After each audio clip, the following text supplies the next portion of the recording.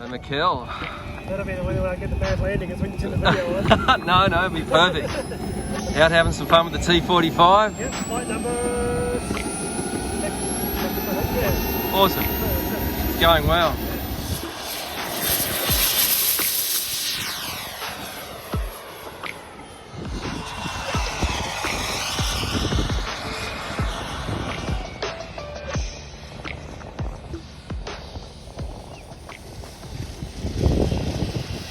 Dude, beautiful.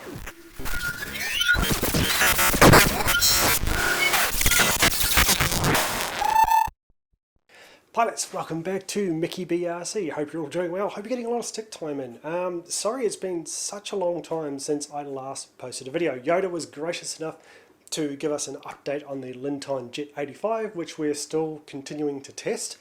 If you haven't seen that video, the card here, it's probably had well over 60 starts on it at this point. It probably almost 80 now, I'd imagine. So Yoda's vigorously testing that out. If you're interested in the Linton Jet 85 or their series of turbines, I'll put a link in the description below for AusStar's models. They're in Sydney. Steve there will be able to help you out on that one. But this video here was brought about because I had a lot of interest in my Freewing T-45. This is the version 2 of the T-45s. Major difference being between the version 1 and the version 2 is that the leading edge slats aren't there. Now, some could argue that, for or against it. I'm sort of leaning towards the decision they made to remove them was the best decision. Mainly because it is adding a lot of weight. Aerodynamically, it's pretty messy for the air. The only things I've done differently, which I never liked the slats on these, they're not a functional slat as far as aerodynamically.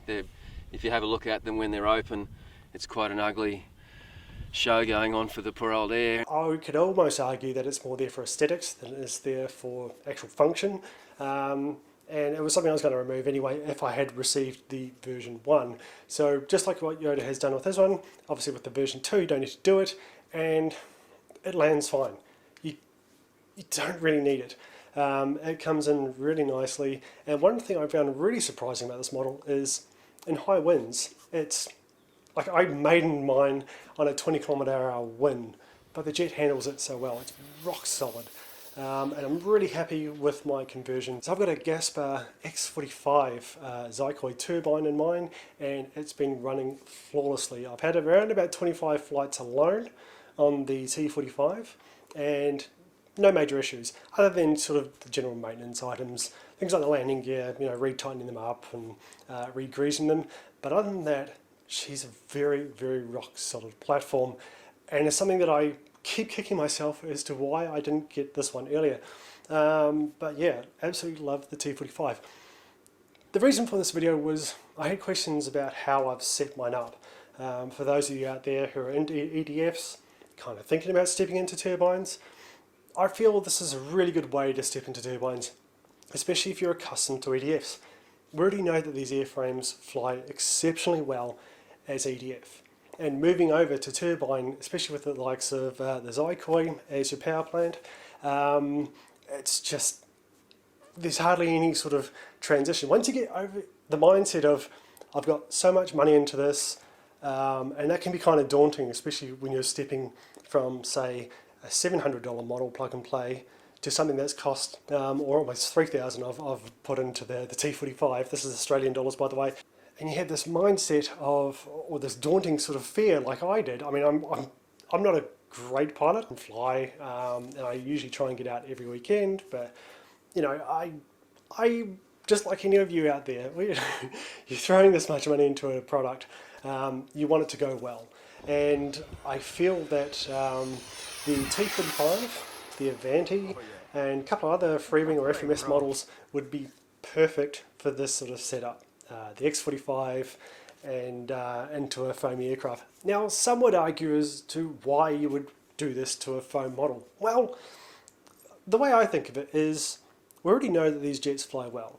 The Freewing, FMS, E-flite, those products, they've flown well. They're a proven product, and they're saturating the market. So you very quickly, when a plane gets released, you very quickly get an idea of how the aircraft performs. There's tons of maiden videos, there's tons of build videos, and there's just tons of just general flying. And if you're used to EDFs, it kind of makes sense. And if you want to make the transition from EDF to turbine, why not do something with an airframe that you're absolutely familiar with? Fly the pants off it as an EDF, then change it to turbine if you're comfortable. It's the way that especially the Zykoy performs in terms of, say, EDF is very, very similar. You know, this pumps out 4.5 kilos of thrust. I'm sure what that is in pounds, but that's around about what a 90mm EDF will produce anyway. So that's roughly the same sort of power output. You probably get a little bit more speed out of a turbine, mainly because the aircraft comes out lighter. It actually comes out lighter. Already you're saving there. And also as you're flying, you're drawing down fuel, the weight goes. So it is going to be faster, but it also means you don't have to have full throttle on all the time. With my T-45, quite happy to sit on half throttle. That's pretty much what I cruise at, just half throttle. I'll only go up to 80 to 100% if I'm doing manoeuvres. And I suppose one thing that is a consideration is the lag time for the spool up. With the X-45, it's half a second to a second, if that. It is remarkably instant and it's pretty quick. I've had to do some really, really late go-arounds, and something that you probably wouldn't want to do on an EDF, but you knew that it would perform. The X-45 performed just as well. There was that sort of half a second there, just as long as you're ahead of the aircraft, like you should be, you'll be absolutely fine. It's not as daunting as you may think. And the good thing about this particular setup is not only can you obviously turbine your foamy aircraft, but you can have many aircraft for the one turbine.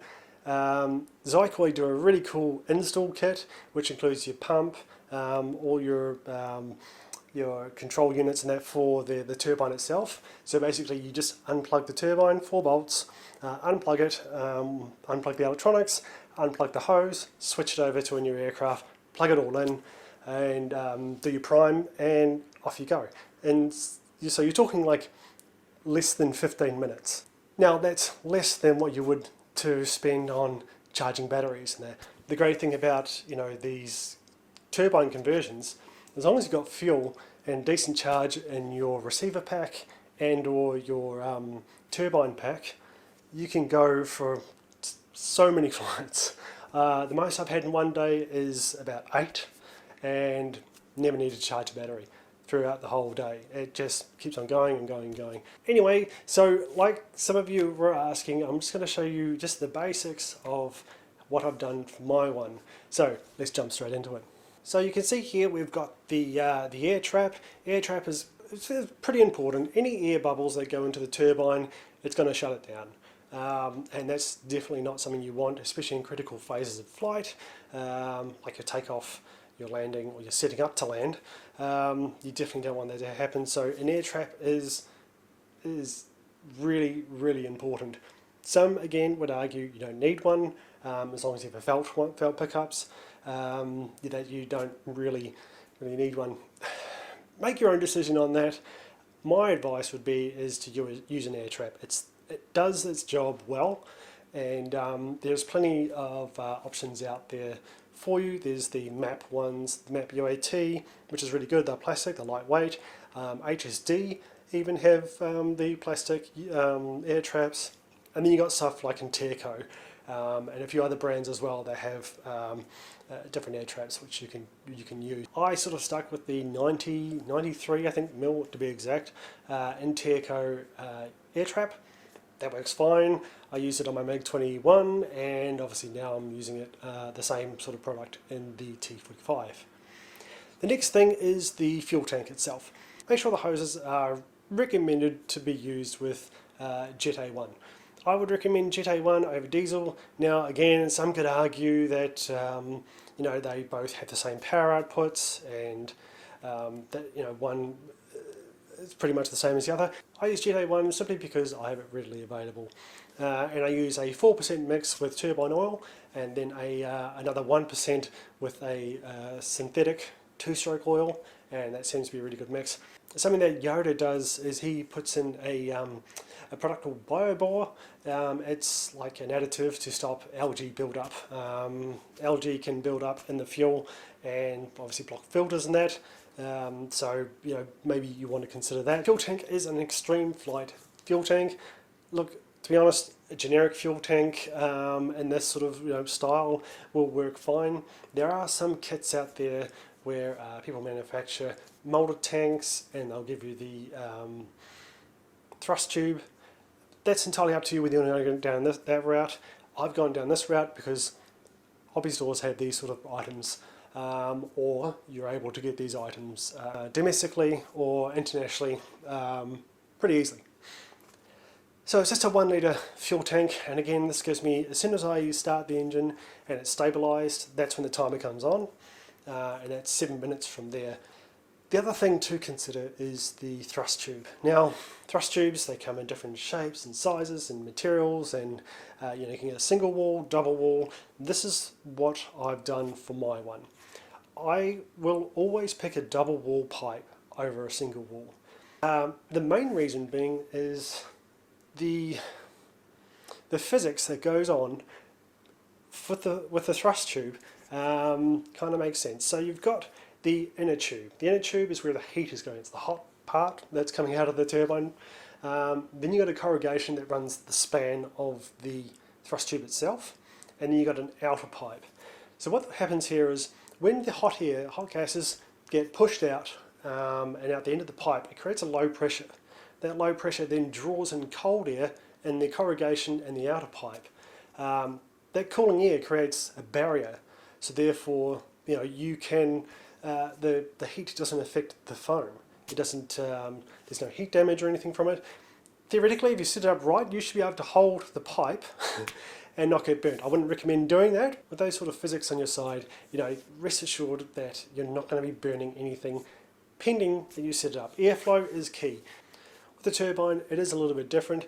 Some do have the casings, or the carbon fibre casings that go around the turbine. In this sort of circumstance, it's just a little model. You get enough airflow coming in from those inlets, and just as long as you have your correct spacing for your turbine to your thrust tube and the bell housing, and air around the pipe down the length, you should be good to go. The X-45 is best for, I wouldn't go any less than an 80mm EDF if you're setting up the turbine internally. You can get away with things like the E-flite SU-30, having it between the nacelles because it's all open, but I would not recommend a 70mm jet having this turbine. It's not enough airflow around the turbine, around the pipe, and that for it you may run into issues there. 80mm would be probably the lowest I would personally go. I'm sure there's people out there that may have done it. I'll err on the side of caution for that one. So. And it works, we know that. The MiG-21, I've had a few flights in that was great. Yoda's A4 Skyhawk, that's 80mm, that flies really well. The pipe I actually got from RC Castle. They actually have a range of pipes specifically for the Freewing range, for the last time I checked. Things like the A10, the Avanti, and then they have some sort of generic sizes there as well, which is what I picked. I picked a 300mm pipe, 300mm long, and the 48, I believe, millimeter inside diameter for the pipe, and that was what I used. With the other kits which you can buy with the molded fuel tank and the pipe included, it will differ how you or where you put the turbine. Some would argue, and I would probably go along with that as well, you want to keep the turbine close to or far forward as you can. You don't want it right at the tail, obviously for balancing issues.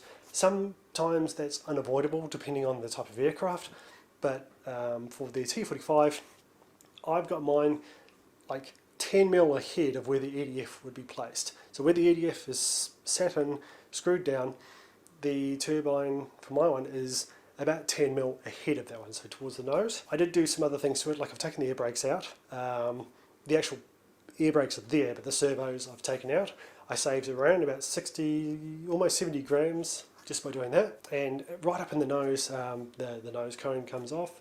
I've got about 63 grams up in the nose, and it balances out well. You've got two 2S batteries up the front. The receiver pack is a life pack 2200, and the turbine battery is a 2200 LiPo 2-cell battery. They're right at the front. Either side of the air trap is where I've got them situated, and it all balances out fine there. Key with the fuel tank is to have it on the CG point.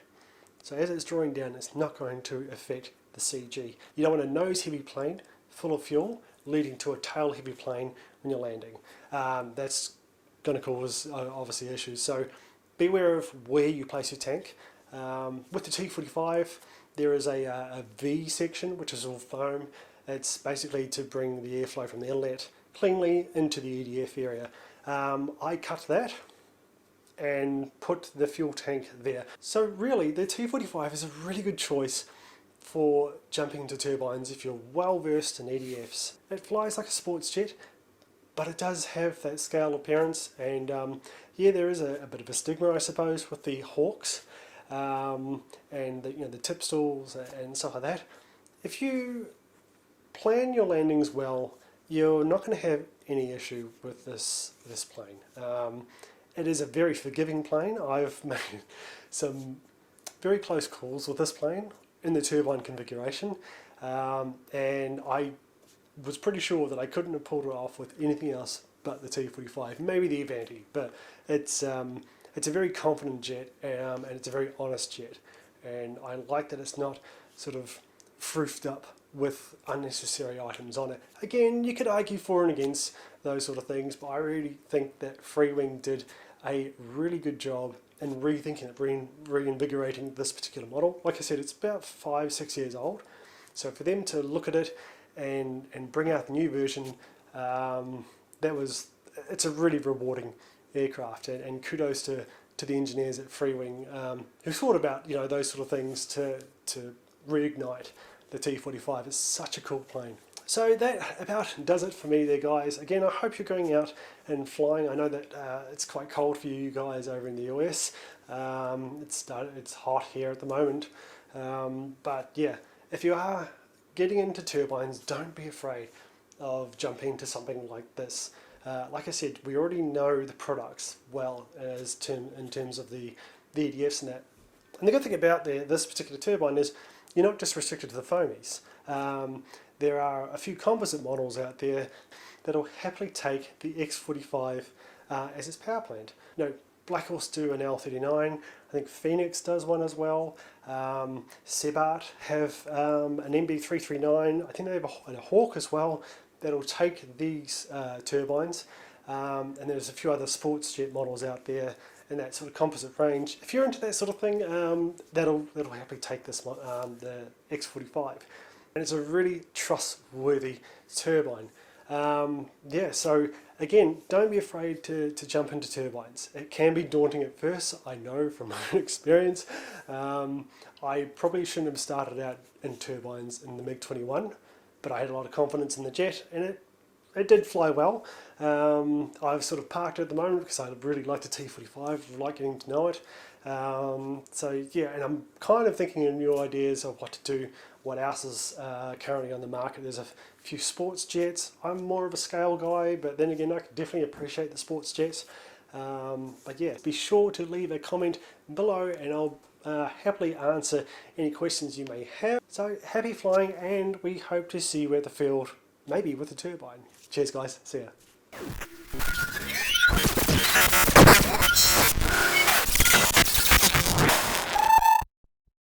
Thanks for watching, and please remember to subscribe to the Mickey BRC channel and click here to see more videos.